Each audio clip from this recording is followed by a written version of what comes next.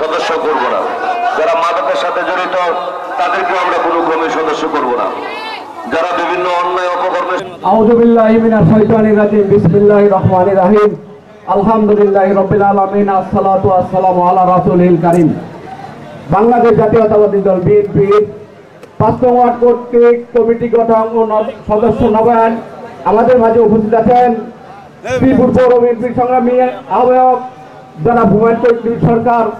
আমাদের মাঝে উপস্থিত আছেন তৃণমূল নেতা কর্মীদের আস্থা ঠিকানা জননেতা doctor S M Rafiqul Islam বাদশা ভাই, নির্বাহী কমিটি বাংলাদেশ জাতীয়তাবাদী দল বিএনপি, উপস্থিত সংগ্রামী নেতৃবৃন্দ, সবাইকে আমার সালাম, আসসালামু আলাইকুম।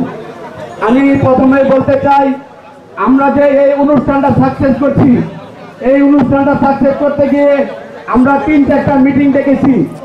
আমরা ৩-৪টা মিটিং ডাকার পরে আমরা আবুল ভাইয়ের সাথে আমাদের ৫ নং ওয়ার্ডের সবাইকে ডেকেছি।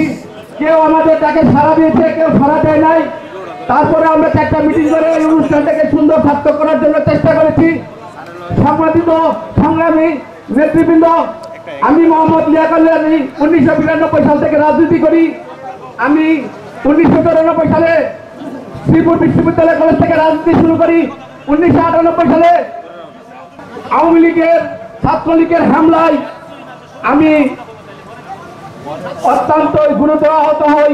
সেখান থেকে আমাকে মনসুর ভাই এবং সুগন ভাই তারা আমাকে উদ্ধার করে হাসপাতালে ভর্তি করে।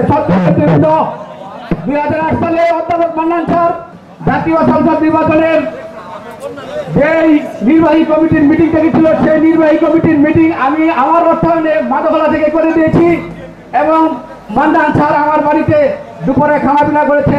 আল্লাহর কাছে শুকরিয়া। মান্নান স্যারের মতো লোক সংগ্রামী সাথী বললো, অনেক কথা বলার ছিল। আসলে আমরা কর্মী, আমরা রাজপথে ১৫ বছর শিকার হয়েছি। আমরা অবরোধ এবং আমি মোহাম্মদ লিয়াকত আলী ৫ নং ওয়ার্ড বিএনপির সভাপতি প্রার্থী। আপনাদের সকলের কাছে আমি দোয়া ও সমর্থন চাই।